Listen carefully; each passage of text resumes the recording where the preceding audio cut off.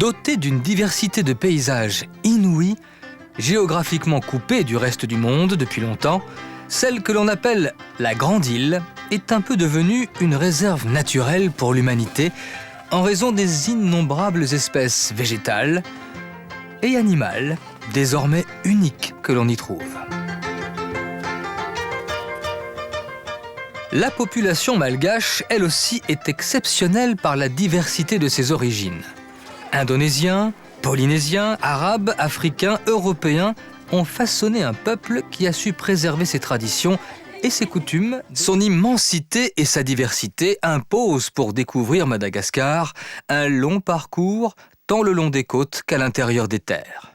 Point de départ, au centre de l'île, la capitale, Tananarive. Le palais de la reine fut érigé au sommet de la plus élevée des 12 collines sur lesquelles la ville s'est établie à partir du XVIIe siècle. Le visage de la cité changea radicalement lorsque l'île devint colonie française en 1896. La ville commença alors de s'étendre sur le plateau de Limerne. En un siècle, la population de Tananarive a été multipliée par 40. L'exode rural est en partie responsable d'une explosion démographique dont on prend la mesure au cœur des marchés de la capitale. Les marchés de Tana ont été réorganisés depuis la disparition du célèbre Zuma, l'un des plus grands marchés du monde. Mais les échanges sont toujours aussi intenses et les petits métiers s'y développent avec un art consommé de la récupération. Aujourd'hui, la capitale abrite le 10e de la population nationale et sa croissance donne le tournis. En 40 ans, les Malgaches ont vu leur nombre doubler. Malgré tout, le patrimoine est valorisé et la restauration du palais de la reine a débuté grâce à l'UNESCO. Toutes générations confondues, les amateurs de spectacles se rassemblent au pied du palais.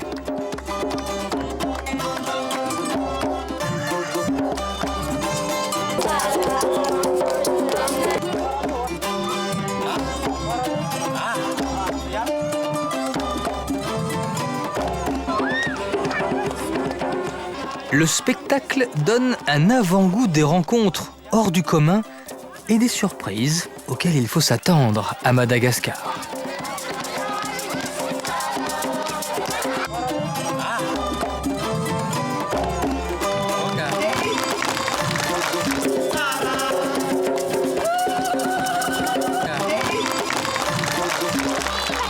Tananarive porta le nom de Forêt Bleue en raison de la lumière qui nimbait ces collines. Le nom a changé, mais la lumière est restée. La côte au sud-ouest est habitée par ceux que l'on appelle les nomades de la mer, les Vezous.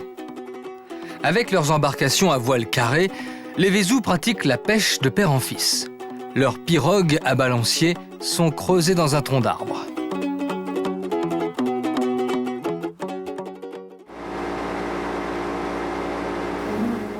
Les Vezous forment la seule ethnie malgache à ne pas disposer d'un véritable territoire, même si beaucoup se sont sédentarisés.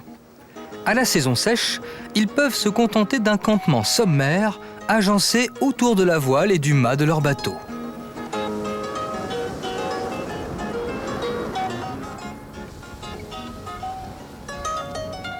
En symbiose avec leur environnement, les Vezous exploitent toutes les ressources de la mer. Ainsi, ils récoltent le sel déposé par l'intense évaporation de l'eau. La méthode et les outils sont rudimentaires. Pourtant, le sel procure aux Vezous une monnaie d'échange et un moyen d'assurer la conservation de leurs aliments.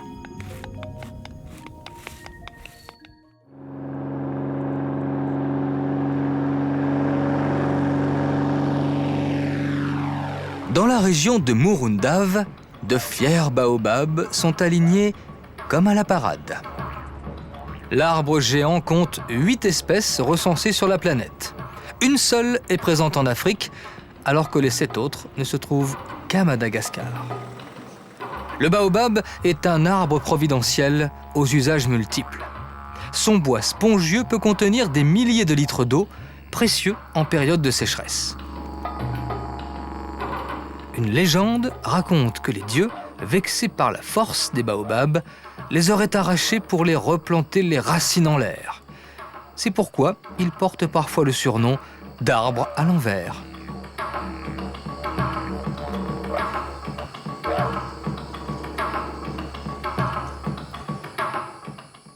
L'eau ne manque pas dans l'île, sauf dans le sud.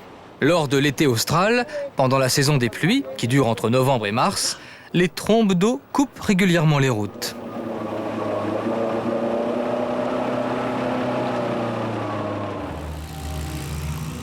Certaines régions de l'ouest et du sud abritent des espèces végétales endémiques parfaitement adaptées au climat. Herman Petigna possède une forêt de 40 hectares et connaît bien la richesse inouïe de la flore malgache. Je récolte surtout des euphorbes. Je dois avoir 150 espèces ici, dont certaines ne sont pas encore répertoriées. J'ai un professeur à Heidelberg qui s'occupe de la diagnose, en latin en général. Et après ça, quand le dossier est constitué, on propose un nom qui est soumis à l'université de Leicester en Angleterre, qui détient la nomenclature mondiale de toutes les plantes répertoriées. L'art funéraire des alou-alou, des poteaux sculptés, est aussi une référence à une nature exceptionnelle, longtemps dominée par un oiseau aujourd'hui disparu, l'épiornis. Jeannette Rieder collectionne ses œufs. Il fait comme contenance l'équivalent de 200 œufs, alors que l'œuf d'autruche n'en fait que 20. Et c'est une des raretés de notre pays.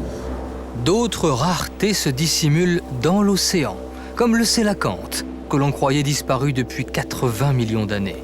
Ses nageoires ressemblent aux pattes des premiers vertébrés.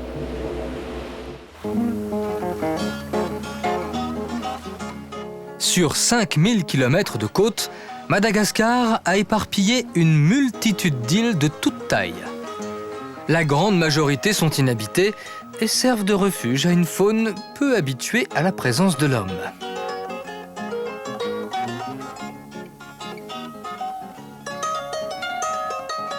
Dès lors qu'il n'a jamais été chassé, le paille-en-queue ne craint pas de se laisser rapprocher. Mais la tolérance a des limites.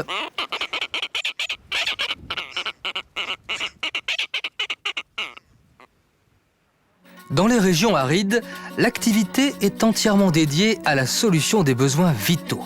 La localité d'Anakao, comme beaucoup d'autres, manque d'eau potable. Les femmes creusent le sol et puisent directement dans la nappe phréatique. C'est que notre eau est salée maintenant, c'est de plus au matin.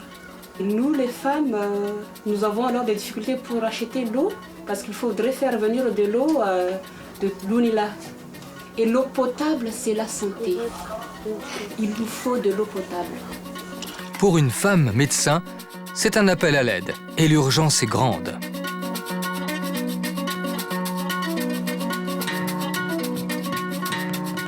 Les nuages menacent, mais la pluie tarde à tomber.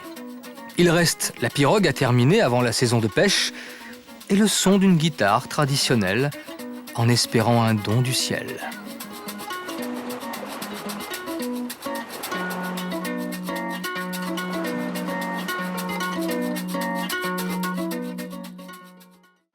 Une piste chaotique conduit plus au sud, en direction d'Ampani.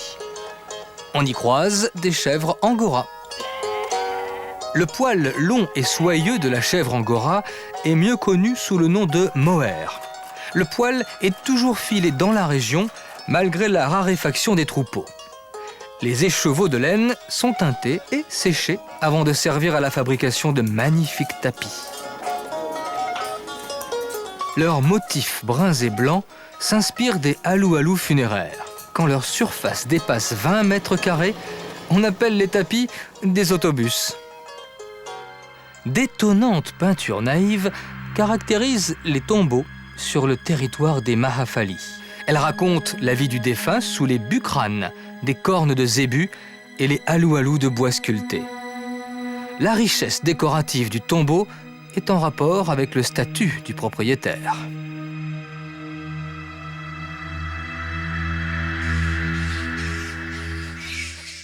Toujours dans le sud, la réserve privée de Berent continue d'éblouir les scientifiques. on peut y approcher une des espèces emblématiques de la faune malgache. Un bond et l'animal entre en scène. Le lémurien est un cousin du singe, donc de l'homme. Certains sont couverts d'un pelage presque blanc, comme le sifaka.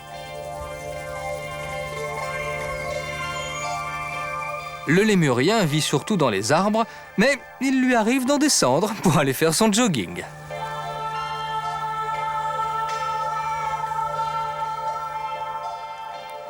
Les anneaux de la queue qu'il porte en étendard permettent d'identifier le makikata. Celui-ci a comme particularité de passer beaucoup de temps au sol. Un animal qui ne manque pas de panache. Certains pensent que les lémuriens sont arrivés d'Afrique sur des bois flottants. D'autres estiment qu'ils étaient présents quand l'île s'est séparée du continent. En tout cas, s'ils ont subsisté, c'est parce qu'il n'y a pas de singes, leur grand concurrent, à Madagascar. En revanche, il y a des crocodiles.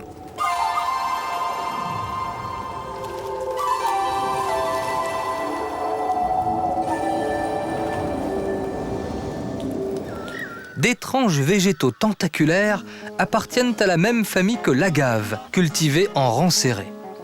L'agave est originaire d'Amérique centrale et s'adapte parfaitement aux sols arides. Les longues feuilles rigides possèdent une redoutable extrémité épineuse, dissuasive pour les herbivores. Parmi les 300 espèces d'agave, une seule est exploitée de manière industrielle pour les fibres contenues dans les feuilles, le sisal. Les fibres robustes sèchent avant de connaître des destinations multiples. Cordages, tapis, chapeaux et même cloisons dans les habitations.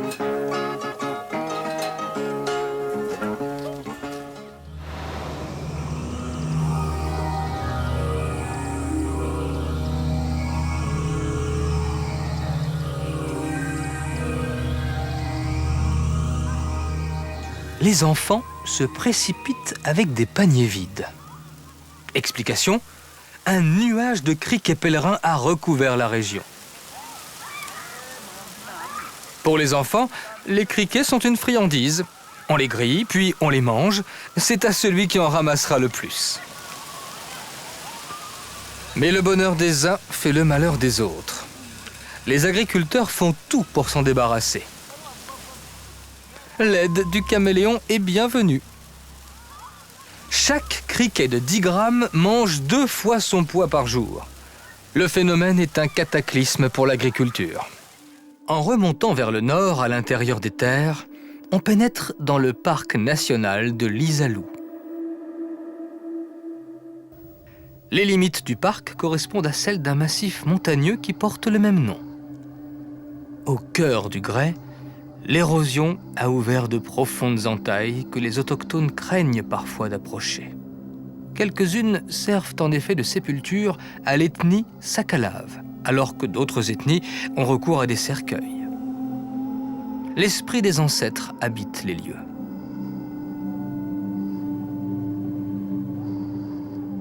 Le vent, la pluie et le soleil ont travaillé la roche friable en lui donnant des silhouettes évocatrices.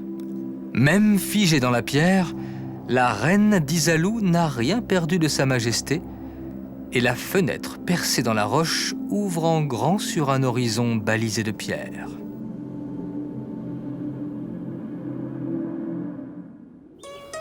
Vers l'est, en direction de la côte, vit l'ethnie Antémour, l'une des plus récentes de l'île. Elle a donné son nom à un papier artisanal fabriqué avec une variété de mûrier. On y ajoute des pétales de fleurs. Charles Ragon en connaît l'origine. Alors la technique a été apportée à Madagascar il y a très très longtemps, peut-être 200-300 ans, a été apportée par des Arabes. Et ils avaient vu fabriquer du papier probablement au Japon. La fibre de mûrier fournit un papier décoratif sur lequel, à l'origine, on écrivait des versets du Coran. À l'intérieur des terres, on produit un vin de qualité tout à fait acceptable. Le vignoble fut planté par les Français dans les années 1950. La ville de Fianarantsoa se positionne comme un axe important de communication en tout genre, mais aussi comme la capitale d'un véritable terroir. Les rizières habillent les pentes et couvrent 40% des terres cultivées sur l'île. Mais les rendements sont faibles et la production ne suffit pas à nourrir la population.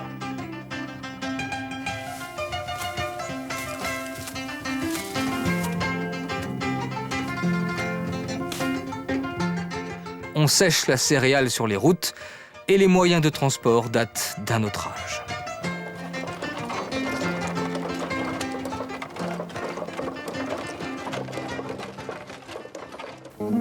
Pourtant, la terre est féconde et le thé a trouvé ici un terrain de prédilection grâce à l'altitude et à l'humidité.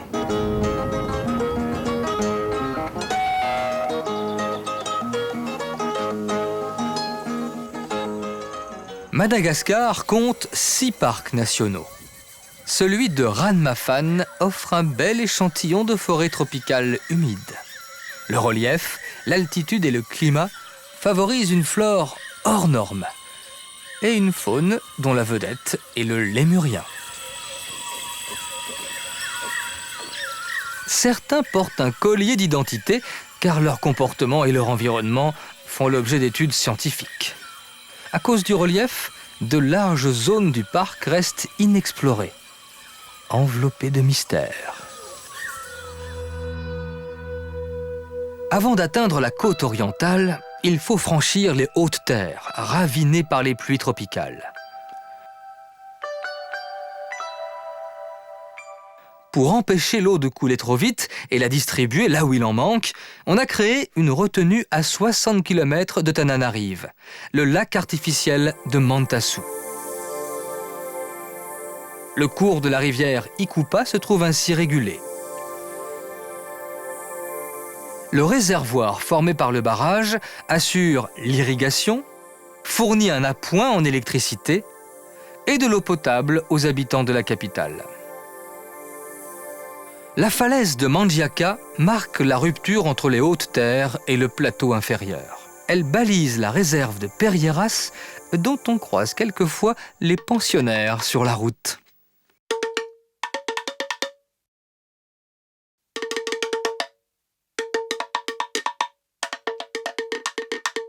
Le caméléon a la réputation d'être prudent, parfois trop. Au point que devant l'obstacle, il a souvent du mal à se décider.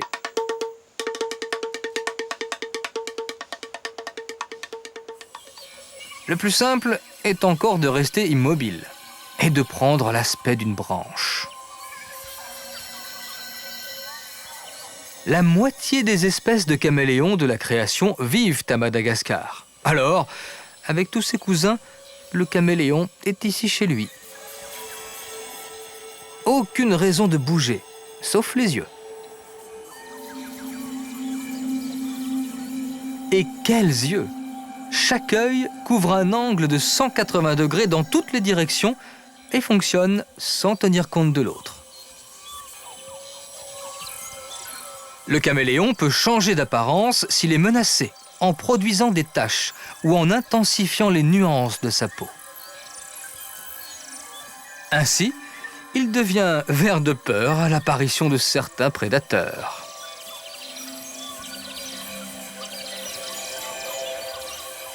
Papillons ou fleurs, menthes religieuses ou simples feuilles, la forêt malgache joue sur la diversité pour brouiller les pistes. Entre les troncs, les branches et les racines, la confusion est totale. Même l'animal se confond avec le minéral. Les cailloux que l'on ramasse ont des pattes. Et les bourgeons, à y regarder de plus près, respirent. Dans la réserve, les techniques de pêche traditionnelles sont tolérées, car l'homme participe à l'équilibre du biotope. Le chemin qui borde la réserve d'Anala-Mazaoutre est jalonné de surprises. Soudain, une silhouette bondit à travers les feuillages. C'est ainsi qu'apparaît le plus souvent le plus grand lémurien, l'Indri Indri. Pour les habitants de la région, l'Indri Indri est un animal sacré. Il est absolument interdit de lui faire le moindre mal.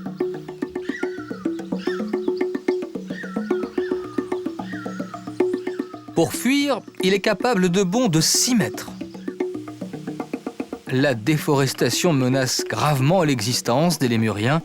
Certains s'en mordent déjà les doigts. La faune est en effet menacée par la destruction de son habitat. 85% de la forêt originelle de l'île ont disparu, principalement à cause des besoins en charbon de bois. Il faut aussi cuire les aliments. Mais si les Malgaches avaient accès à d'autres sources d'énergie, sans doute ne brûleraient-ils pas les arbres. De plus, l'érosion emporte les bonnes terres parce qu'on défriche à tour de bras. Il faudra des générations pour réparer les dégâts.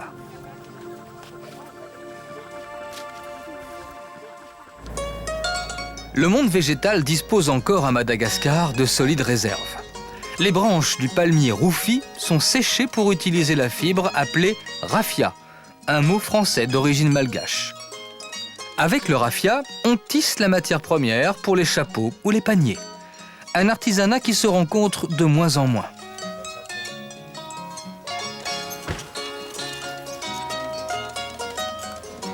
Sur la côte orientale, les échanges sont grandement facilités par l'existence d'une voie d'eau navigable, le canal des Pangalanes. Au XIXe siècle, un roi malgache eut l'idée de relier entre elles une succession de lagunes et de rivières parallèles au littoral. La navigation était à l'origine ininterrompue sur plus de 650 km, mais l'ensablement et le manque d'entretien ont rompu la continuité du canal.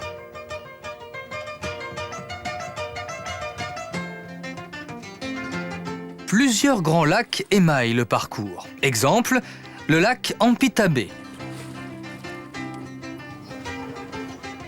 Les concepteurs du projet ont imaginé le canal à l'intérieur des terres parce que la navigation sur l'océan Indien est ici extrêmement périlleuse.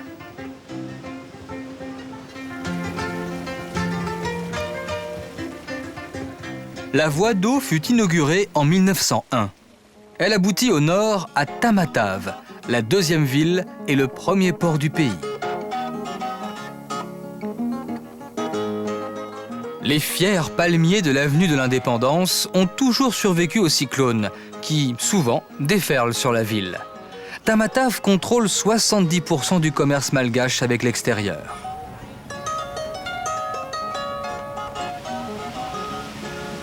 La route prend le relais du canal des Pangalanes pour rejoindre Full Point, à 60 km de Tamatave. À l'abri d'une barrière de corail artificielle, la plage et quelques infrastructures touristiques donnent un cadre à Maaveloun, qui signifie en malgache « là où la vie s'éveille à nouveau ». L'ancien comptoir commercial, anglais puis français, n'a rien perdu de son activité. Le fort malgache, élevé au XIXe siècle, prouve que l'endroit était convoité.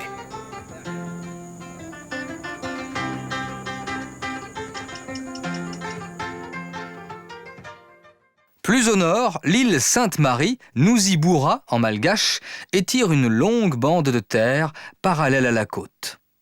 10 km à peine la séparent du littoral. Et une barrière de corail lui assure une protection naturelle contre la houle océanique.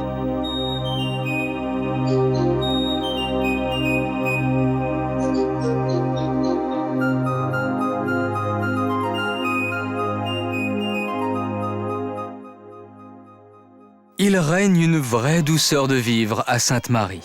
D'ailleurs, à la fin du XVIIe siècle, de nombreux pirates européens l'avaient compris en prenant leur quartier dans une île à l'abri de tout.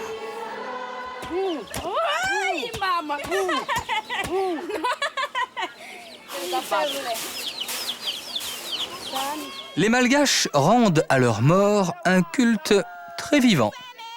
Ils les honorent par des coutumes déconcertantes pour les Occidentaux.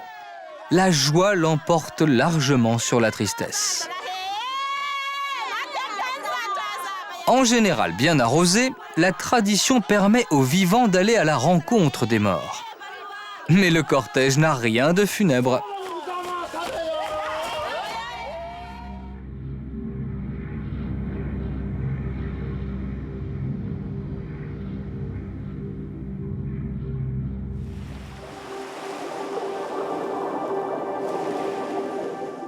L'île Sainte-Marie préserve la vie sous toutes ses formes, notamment celle des baleines, que Paul Martin connaît bien. Sainte-Marie est le seul abri naturel qui lie entre l'Antarctique et les tropiques. Quand on sait que les baleines ont besoin d'eau chaude pour se reproduire, c'est tout naturellement qu'elles viennent à Sainte-Marie, Sainte-Marie étant la seule barrière qui puisse les protéger. Mais pendant qu'elles batifolent au large, les baleines à bosse se mettent au régime, car l'eau chaude ne contient pas de plancton, leur seule nourriture.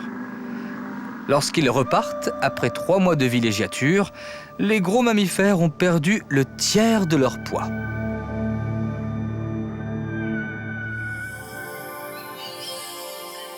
Les pirates appréciaient la proximité de Sainte-Marie en raison d'une côte bien découpée. Les nombreux récifs coralliens dressaient autant d'obstacles devant leurs poursuivants, et les criques accueillaient leurs bateaux lors des razzias qu'ils menaient à l'intérieur des terres. La localité de Mananar se trouve en plein territoire des Betsimisaraks. La deuxième ethnie malgache par le nombre est soudée grâce à une confédération de tribus depuis le XVIIIe siècle.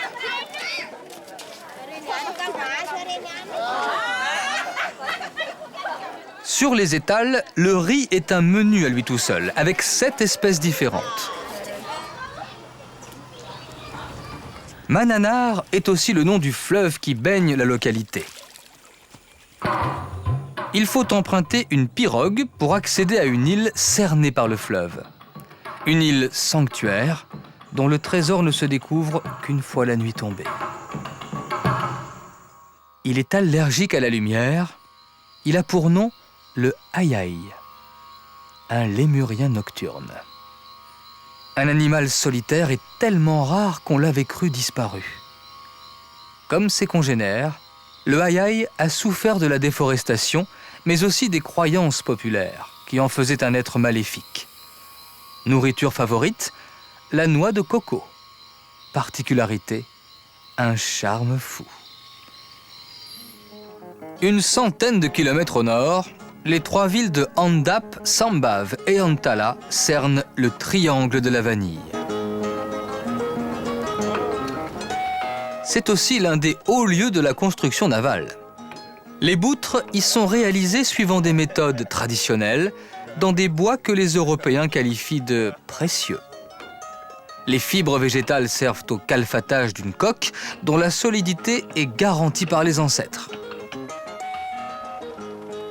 Les ancêtres veillent aussi aux cocoteraies, qui bénéficient dès leur plus jeune âge des soins les plus attentifs. Au sommet des arbres, on élimine une partie des jeunes noix en formation pour favoriser la croissance de celles qui resteront.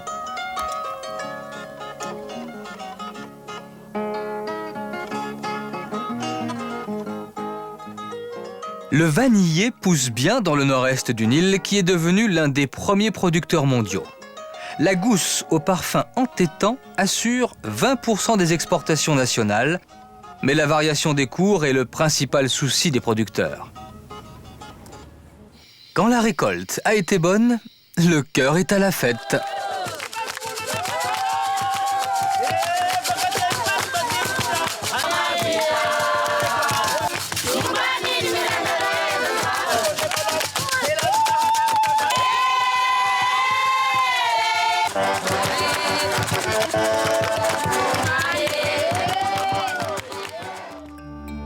Plus au sud, le parc national des Tsingy du Bemara défie l'imagination. Les roches calcaires taraudées par l'érosion forment un des paysages les plus étonnants de la planète. Lorsque Madagascar se sépara de l'Afrique, une partie de l'île resta immergée et se couvrit d'épaisses couches coralliennes. Un glissement tectonique souleva ces couches à l'air libre.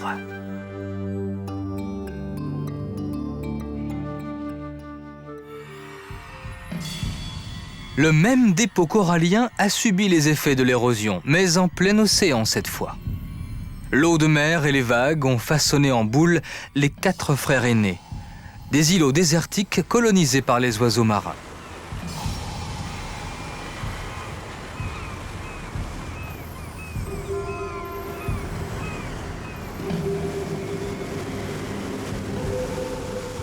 Au nord, dans un environnement intact, Nuzimitsu.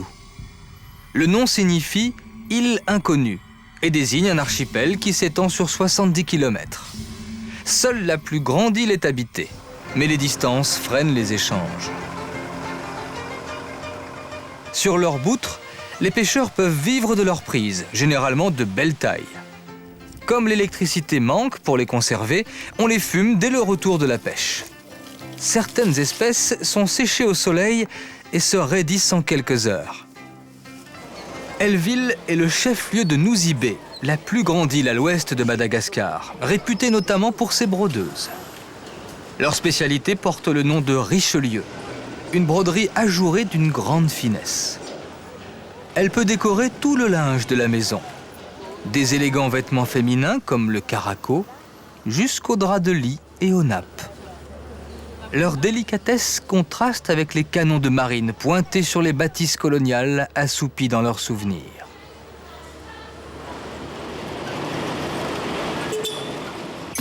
Le mont Passo domine l'île et les lacs de cratères ouverts à ses pieds. Nuzibé est une île volcanique dont le sol est favorable à la culture de la canne à sucre.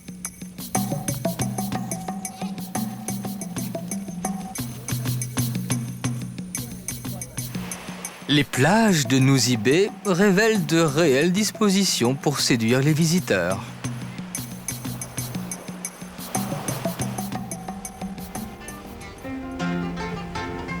D'ailleurs, dans les petits villages, la vie commence à changer et l'artisanat se trouve stimulé. Le développement du tourisme fait déjà vivre 25% de la population à Nuzibé. Le maki macaco n'en croit pas ses yeux. Le petit primate ne se laisse approcher qu'en échange de petits cadeaux.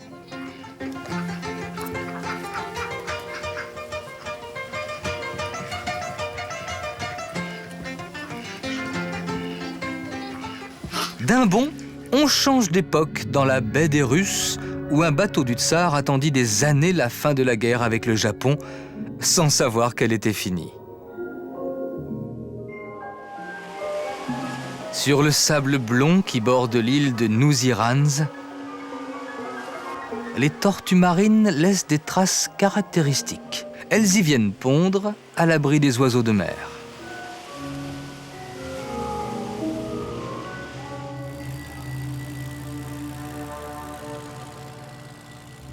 En descendant la côte nord-ouest, une immense plaine alterne les étendues verdoyantes et les vallons arides.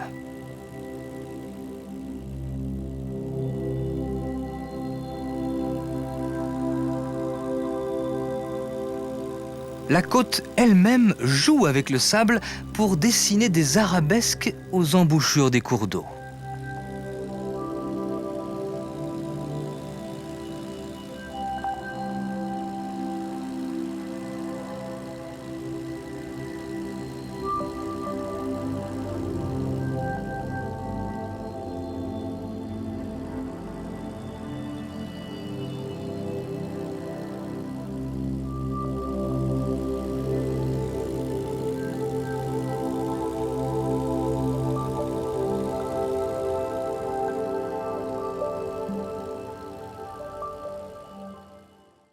La ville de Majinga se situe en plein cœur du territoire de l'ethnie Sakalave.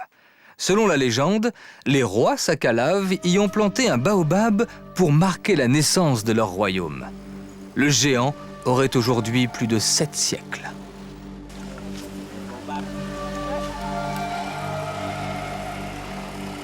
La ville a connu la prospérité.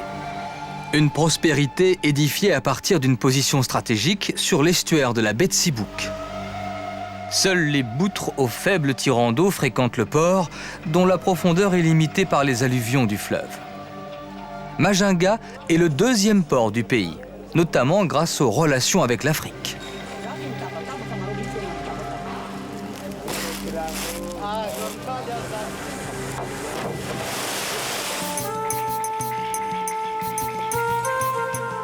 Les demeures des commerçants arabes ou indiens révèlent l'aisance passée, à travers les portes cloutées, le fer forgé et les stucs ciselés. Un cadre de vie raffiné chez des négociants en majorité musulmans, dans une ville qui fut la tête de pont de la conquête française.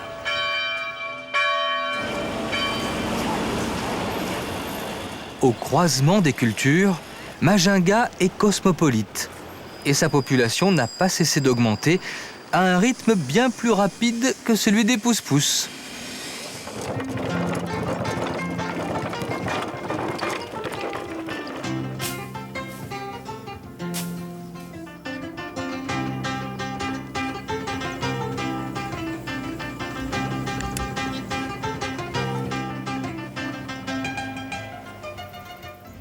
Des formes quasi végétales ont envahi le sous-sol dans les grottes d'Anjuhibe, creusées dans le plateau calcaire de Mahabou. La taille et la variété des concrétions donnent la mesure de leur ancienneté.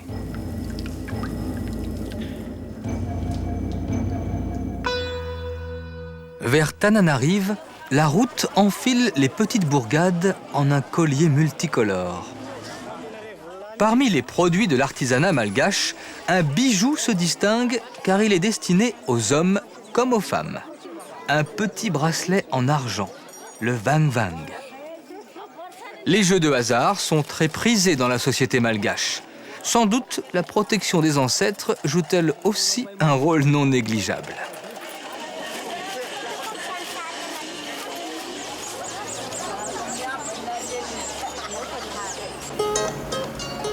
À 250 km de Majinga, sur la route de Tananarive, un pont métallique franchit la baie de Sibouk.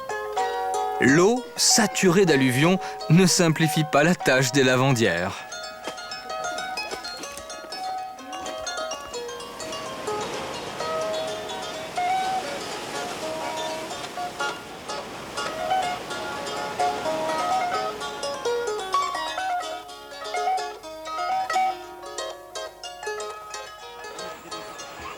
Plus au sud, dans les zones d'élevage, les troupeaux de zébus traversent les cours d'eau à la nage, en se laissant dériver dans le courant. Le tout est de prévoir l'endroit où l'on va accoster, car les berges sont parfois un peu raides. Le plus simple, c'est encore d'utiliser les ponts. Le zébu est un des piliers de la culture malgache. Il est important pour les propriétaires de pouvoir reconnaître leurs bêtes. Et tant mieux si la couleur est un peu voyante. Les bovins prennent la route pour le marché aux zébus de Tsiroumandide, le plus important du genre à Madagascar. À l'ouest de Tananarive, la localité exerce une influence sur toute la région. Autour du marché gravite une série d'activités toutes liées à l'agriculture. Le forgeron est incontournable.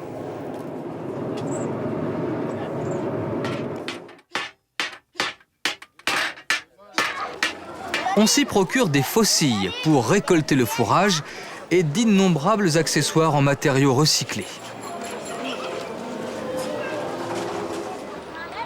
La région est propice à l'élevage grâce à la présence de volcans éteints, dont les laves ont fertilisé les sols et enrichi les pâturages. L'eau chauffée par le magma terrestre est expulsée du sol par endroits avec plus ou moins de vigueur. Une coulée de lave a dressé un obstacle enjambé par les chutes de la Lili.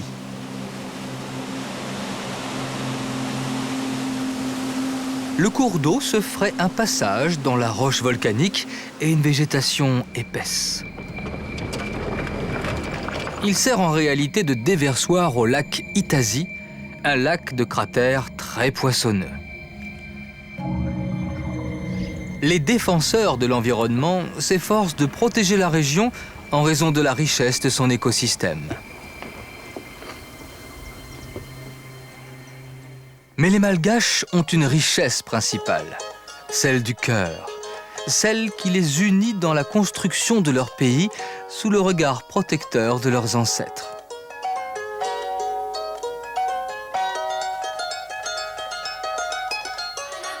Madagascar concentre une incroyable quantité d'espèces animales ou végétales dans un petit morceau d'Afrique devenu un sanctuaire de vie sauvage. L'homme y a trouvé sa place en grandeur nature.